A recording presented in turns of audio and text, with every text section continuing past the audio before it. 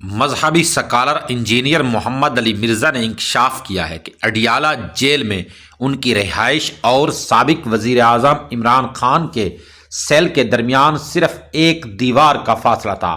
صحافی ارشاد بھٹی کے ساتھ ایک پوڈ کاسٹ میں گفتگو کے دوران انجینئر محمد علی مرزا نے بتایا کہ جیل کے جس حصے میں وہ قید تھے وہاں مجموعی طور پر 3 قیدیوں کے لیے 3 چکیاں تھیں۔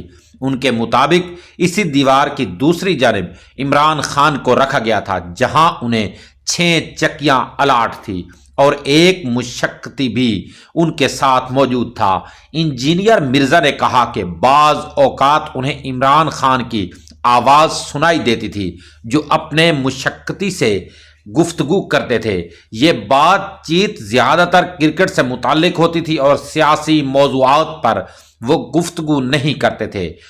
ان کے مطابق عمران خان کو ٹی وی کی سہولت حاصل تھی جبکہ 2 اخبارات بھی انہیں فراہم کیے جاتے تھے۔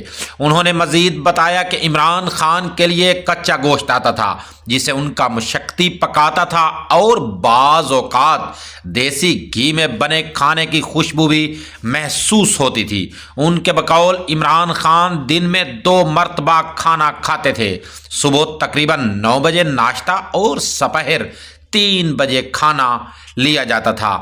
انجینئر محمد علی مرزا کا کہنا تھا کہ 4 نومبر کے بعد انہیں عمران خان کی آواز سنائی دینا بند ہو گئی۔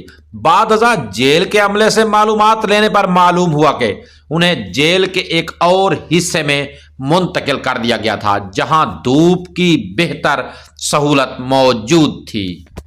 یاد رہے کہ عمران خان کے بارے میں پی ٹی آئی ورکرز اور P T I social media کی مختلف رائے ہے۔